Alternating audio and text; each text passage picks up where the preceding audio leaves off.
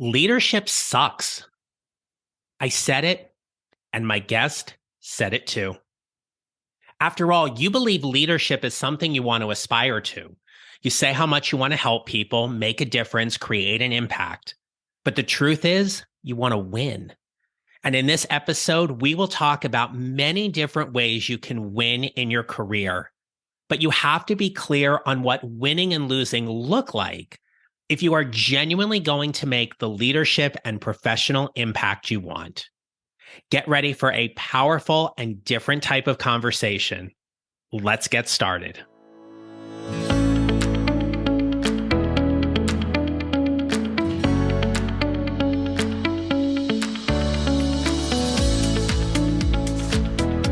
Hello, friends. Welcome back to episode 158 of the Mid-Career GPS podcast. I'm your host, John Nerrill.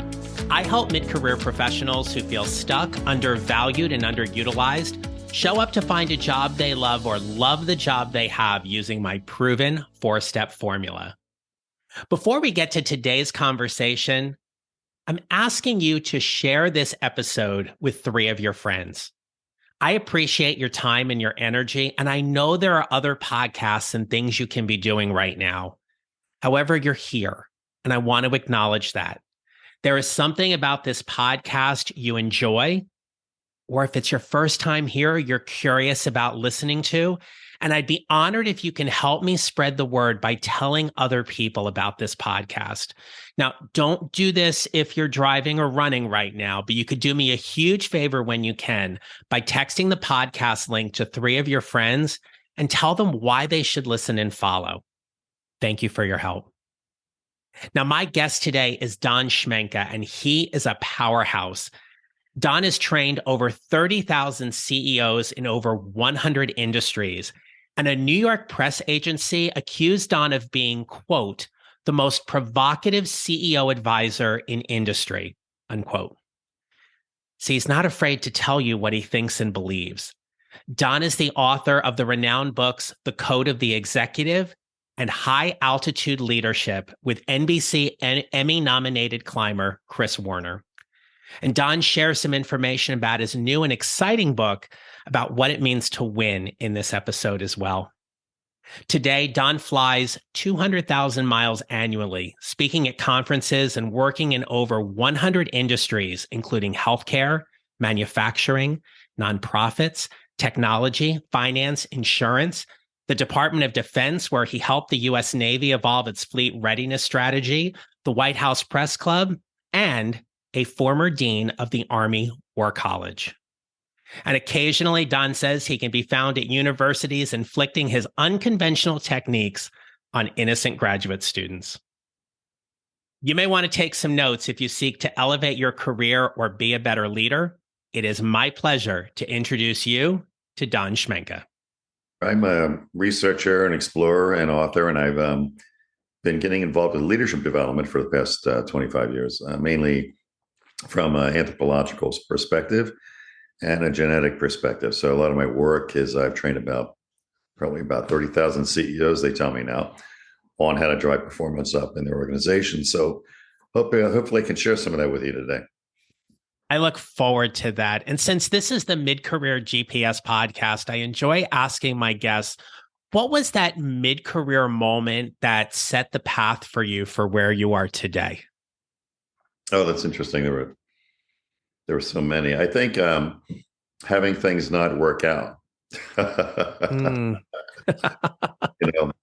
I actually have a book coming out on that. It's that I think how we deal with failure is something we should teach more, because course correcting and adapting is really, really important. Because I was exploring certain areas of medicine as an example.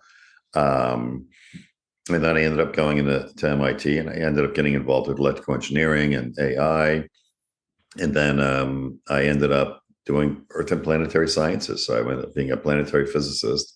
But each time I was adapting and learning and growing, and there's certain things caught my interest. And then I ended up at Johns Hopkins doing behavioral studies. And that's what ended up with my books and my speeches and everything I'm doing now with management training. You mentioned at the top, you've had an opportunity to train over 35,000 executives and CEOs, which is unquestionably impressive. What I want to ask you right now is that you've seen across a variety of industries and organizations and worked with all of these different leaders. Don, what's the one reason or motivator you see people right now wanting to move up and lead within their organizations? That's a good question, because a lot of times I think we have a belief that you have to move up to be a manager or a leader. And in my last book with Chris Warner, which was done on high altitude studies, and he's one of the top rescue climbers in the world, so it was really a delight working with him on this experiment. Leadership sucks. It's like we're being taught by these motivational speakers, like, you got to go for it and you got to do this and that. And I'm stepping back thinking, if you're happy being an excellent professional, there's nothing wrong with that. In fact, it's probably going to be more fun, because managing humans is a challenge. And unless you really love managing humans and organizing to produce results, it can be a problem. So a lot of times in working with restructuring companies, we run into executives that, they admit it's like, I never really wanted this job. I was promoted because I was really good at what I was doing, but I really want to go back to doing that. It's just dealing with the people problems and issues and challenges is to me, it's not exciting. To other people, it is. So I think a lot of it is around, why do you want to be a leader? And if you think it's just because that's what you're supposed to do, I take a look at that again and say, well, maybe I'm not. And I really, when I expose these mythologies, because a lot of my research and talks and books are on that, there's a lot of myths around, being the lead dog. We've all heard these stories. If you're not the lead dog, the view never changes. And it's usually done by a speaker who's never run a dog sled team. When I challenge these people in their metaphors, I'm like, when's the last time you ever did that? Like, they never have done it. Right. Because when I run dog sled teams, the lead dog's got the toughest freaking job. Trying to give everybody on path. Everybody behind that lead dog is looking everywhere else. And so I'd like to expose these things, because leadership is tough, it's difficult, and it's funny because there's a great dog sled team training in Steamboat, Gristle-T, I think it's called, and I'm going to be interviewing them, because I go there. They're the ones that taught me how to do dog sledding, and they trained for the Iditarod, so they know something about dog sledding. Yeah. And it's funny, and I'm going to be asking them that probably sometime this week. How often did you see the lead dog just hating the job? That's such a great analogy and reference point, because especially for the lot of people who listen to this podcast, they would describe themselves as high performers and high potentials. Mm-hmm. So at early points in their career, they were tagged by their organization to move into a leadership role because they had some type of technical success in their work. In other words, they demonstrated high proficiency, they were excelling. And so they get tagged by the organization to say, great, you should lead people. And at some point, and in reference to what you referenced earlier, and then we talked about this in the pre-interview, when leadership sucks, it sucks in part because now all of a sudden it's really hard and it's not what they thought it was going to be.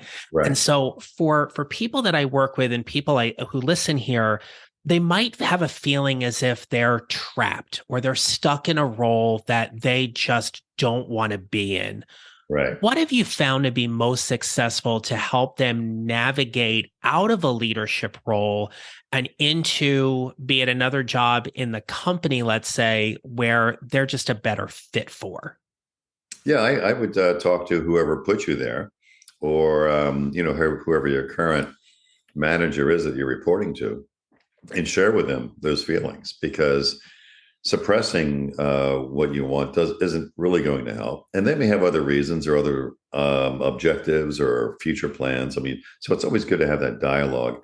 What I find is a lot of people don't. They just sort of stick with it, hope for the best, or try to fake it out, because they think they have to. But in the end, it's a hard life, and sometimes it doesn't end well because you can see leaders that really love the role and really want to continue to drive. And they just look different than people that are just miserable in the job. So I'd say, yeah, talk to your manager and be honest and authentic about it. In your research, have you found that the most effective leaders tend to be very good followers? I think the best leaders are the ones that realize people aren't really following you. That's one of the myths that I debunked, is that I started seeing this pattern of these great leaders who built these incredible companies. And yet when they passed, I mean, let's use Steve Jobs as an example. They wrote books about them and did movies. And these guys are all violating everything we teach in leadership school. So I was like, wait a minute, is anybody asking this obvious question, which is, how did this person who violates everything we're teaching in leadership create the most powerful company in the world? And I'm like, so I decided, well, okay, I'm going to ask it and research it. And I found out that we're teaching leadership wrong because in a couple of ways. And one of those is that we believe people are following us as the leader, and they're really not. People are really following what we call the compelling saga that you represent. In other words, that story that represents something ahead that's so formidable and so impassioned that people will believe they need each other to achieve it, and they're willing to suffer and sacrifice with you to make it happen. So they're really following your story. And so when I train CEOs, a lot of it is like, what story do you represent? What compelling saga do you embody? Because that's what they're following. Now, you could be a nice guy.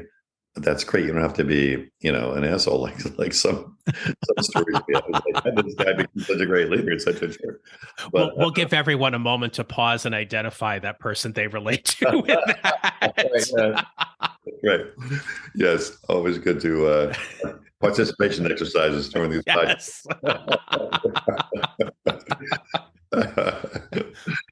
No, that's really one area, I think. And the other area I think we're teaching leadership wrong, if I could diverge for a second, is that I noticed there's a lot of best-selling books on a leadership style, how to be this type of leader or this level leader or servant leader or this. So we have a lot of books coming out every year on leadership styles. And it dawned on me that it really doesn't matter. What matters is the speed to execution you're creating in your group. So I think we need to work backwards and say, okay, what's the result that you are intending to produce, or that you're responsible for, or that's your thing. You got your team. We have to produce this result. What does that result mean? What does winning look like? And are we clear how we're going to do it? And so your job is to do it, and do it with speed. Most bankrupt companies and most failed teams are the ones that operated too slow, and they couldn't adapt quickly. And so slowness is the enemy of leadership. And I think that the more leaders say, wait a minute, I'm here to create speed in this group. So what style do I need to produce that? That's the question. So I'm not just going to adapt a style because it's in this best-selling book and I look cool if I do it. No, I'm saying, look, what are you trying to do? Adapt a style for that. Give me an example. I was working with, not working, but sort of another speaker on the circuit was the former president of Porsche. And what was interesting in talking to him is that, when the car pulls into the pit stop, that's not the time to have a team meeting. That's not the time to have some training. That's the time to yell and people react. And because it's about speed right there. You have the team meeting later or before the event, and then you can have some time processing what's going on. But there are times when speed requires you to be a dictator, to be directive. And if the team is trained appropriately, they know that that's what you need to do to get the speed going. There's also times in crisis where people are like, look, I don't want to talk about my feelings. What do I got to do to keep the ship from sinking? Okay, different style. You see what I'm saying? So I think we need to teach leadership around speed of execution, and then apply the styles necessary to make that happen. because there's a lot of great leaders that read all the great leadership books and they're running bankrupt companies. Right. Those are excellent points. And to piggyback off of that, as I'm listening to you, and I appreciate so much about how there's a time for speed, and that speed is to produce those results. For someone who's listening, that their first thought is, in order for me to get those results in the time frame I need to be a micromanager. And that is against what they intrinsically, philosophically believe, how they want to show up as a leader. What would you say to them with that kind of thought that creeps up, that maybe they need to micromanage a little bit? I would say if the situation is an emergency situation and you have to do it, then you have to do it. But the deeper problem, because you're just dealing with a symptom at that point, the deeper problem is you have to ask yourself, why is the team under me weak such that I cannot delegate and I have to micromanage? And that's a whole different question. And it's a question I ask a lot in my workshops when I do these workshops in companies. Is I'll ask, it could be a room full of CEOs, and I say, hey, how much time do you spend getting sucked into operations? And all of a sudden, their eyes are rolling back in their head, and they're shaking their head, thinking, "Oh, you didn't have to ask me that." and they admit, like, they're spending like 80% of their time getting sucked into operations. And that's when I then reveal that when we work with companies, typically what the problem is something under you is weak. Something in the team under you is weak. And so now you have to do their job. And until you fix that, you're always going to be sucked in. So I would say any middle manager that's think about, you have the strongest team under you is your best success formula, because then you don't need to micromanage. You can delegate and you'll have speed because it's not you doing everything. If you find yourself micromanaging someone, you should step back and ask yourself why.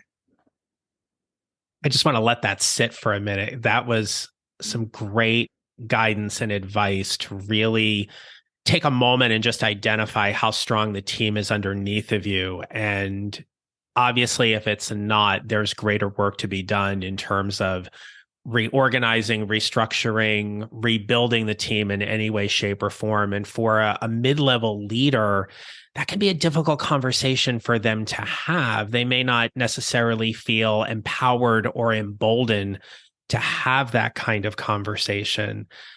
And so what advice would you give them in terms of identifying where and how they need to make their team stronger? Well, the where part is to ask yourself throughout the day, randomly, whose job am I doing right now? So that may bring up something of importance. But once you realize where you feel like you need to micromanage, then it's a matter of thinking, well, how did this person get in this position? Did I promote them and they weren't ready, or did I inherit them and I need to make some changes? But it's, leadership is also around crafting the art of the team itself and who's on it and what role they're playing. And so I think that's where you would begin. Now, the thing is like, and let me go to the other side of this. Sometimes I hear, well, geez, I like micromanaging. I like doing the job. And I'm like, yeah, okay. That's why you hired a bunch of people who are weak, so they don't kick your ass out of there. Valid point. Yep. I mean, a good employee is somebody say, hey, boss, why are you doing this? This is my job. I mean, one of us is unnecessary. So I prefer if you go back to managing. I wonder how many people actually do say those kind of things. That's good. Don, with all the people you've had an opportunity to train and work with, when you think about where leadership is right now in 2023, what's something that impresses you about leaders today? I think the ones that were resilient. And I think, with the pandemic issue coming up, and then this, the whole mass resignation theme, I think the strong leaders are the ones that are questioning who they are and how they're leading. And that's impressive. I mean, some people are just giving up, but other people are really engaging this thing. And like when I work with clients, a lot of it becomes somewhat obvious that, people aren't really leaving you. They're leaving who they were reporting to, their manager. And so if you create a strong culture with strong management, people won't rotate out as quickly. And especially if you have a compelling saga they're bought into. That is really the formula. So I'm really amazed at how people have kept employees because they are on some sort of saga that makes sense and it's meaningful. But I'm also impressed with how this fact came up suddenly. This mass exodus. It's like somebody opened the gates. Yes. I'm like, wow, how did that happen? And a lot of it was technology, obviously, like Zoom and the pandemic. We had to work remotely. Probably changed some things, but it challenges us as leaders to say, am I really leading at the level I need to? Because if people are leaving, why? Why are they leaving? Because I found situations where there were managers or people that wouldn't. In fact, I was doing a workshop at one company, and the guy threw his pencil on the table and said, I'm not hiring Sharon now. I'm like, what do you mean, not hiring Sharon? He goes, we're a manufacturing company. She's one of the best mechanical designers I know. I was going to pay her twice as much. So I said, well, hire her, pay her twice as much. He goes, no, not after what you told me. I said, what? I don't have a compelling saga. And she works for Elon Musk. So if she comes to me in 6 months, I'll destroy her. She won't have the passion. It'll just be a job. I got to get my own saga going before I hire her. It's very insightful. I like that. Absolutely. How do you help people build or create their compelling saga? Start with strategy. One of the things that I've noticed, because my coach is Mark Levy, who he's the guy that discovered Simon Sinek and helped Simon discover the why thing. Because it's funny, it's on his website, like, this guy helped you find my why, which is great. But I use him as my coach too, right? And he was giving a speech at a major conference, and he had interviewed a lot of the top companies, Google, et cetera, to come up with what their definition of strategy is. And he said, Don, your definition was the buzz of the whole conference. Everything fell flat. All the top experts just, because yours grabbed them in such a simple but clear way. And here's what it is.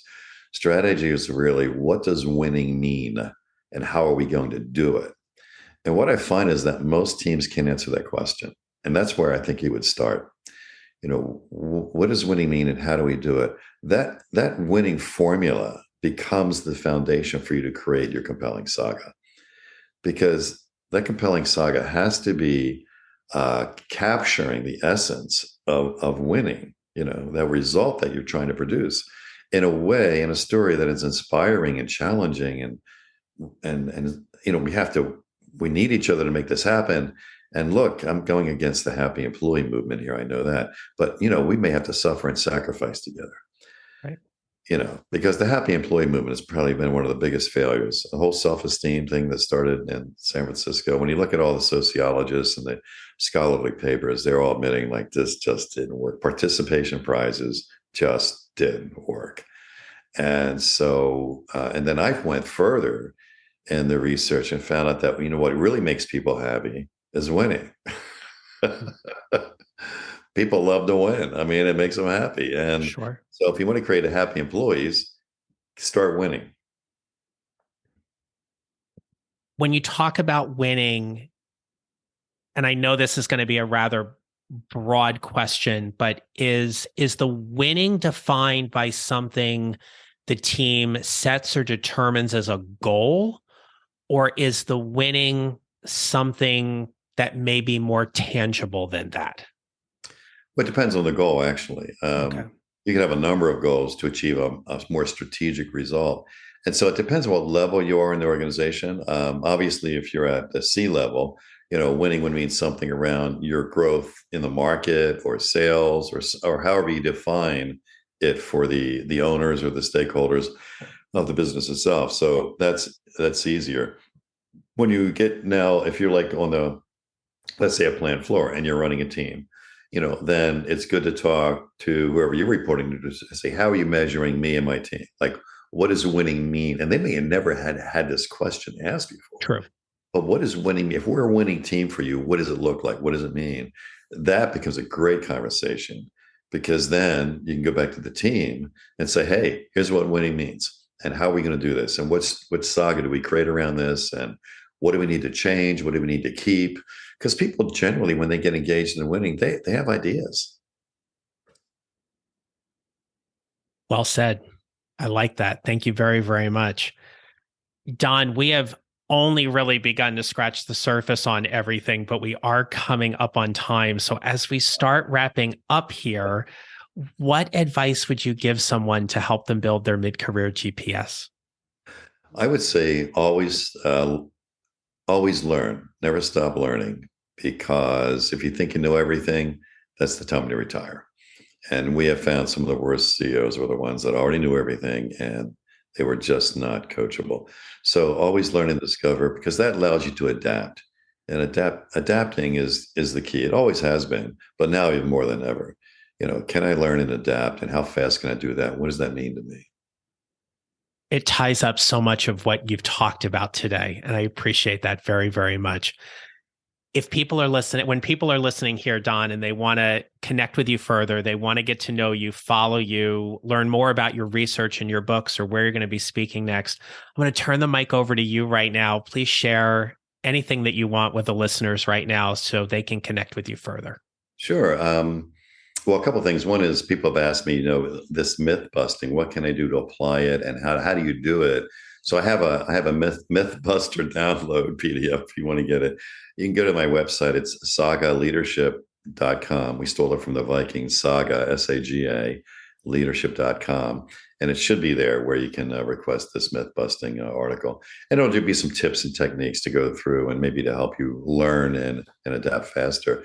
The other thing, too, is I have a book coming out that Mark Levy, who I mentioned earlier, I said, well, Mark, what's my why thing? What is that? And he says, oh, you've interviewed your clients, et cetera, et cetera. You've taken their growth like 3, 5, 10 times faster than any other effort they've chosen. Basically, Don, you're about winning and losing. And he said, and it's winning is one thing. We got thousands of books on winning, but nobody's teaching how to lose powerfully. So it's a book for entrepreneurs, and it could be used in companies too, because the research was so much fun. When I went back to look at these successful entrepreneurs and I looked at their biography, they were at the end of a long history of failures. And it was how they failed that made the difference. It was how they failed that made them stronger. So I'm going to probably be the first leadership instructor on how to lose powerfully. I look forward to reading that. That is something that you were just telling me about. It definitely piqued my interest. So I look forward to reading that as well. And then you're certainly on LinkedIn. People can connect with you there. Yep. And any other information you want to share with us? No, I think this is great. I love what you're doing. You got a great program, and I love your questions. So you're helping do what I'm talking about here. People to learn and adapt. Well, thank you very much. Like you, this is an opportunity to share some education and information for people wherever they're at. And I am so passionate about this mid-career conversation. And I thank you very, very much for reaching out and getting on the mic with me today. And I certainly look forward to having you back. But Don Schmincke, thank you so much for being a wonderful guest on the Mid-Career GPS podcast. Well, thank you for having me. All right, my friends, if there's one takeaway, I'm sitting here with Don today about what we talked about.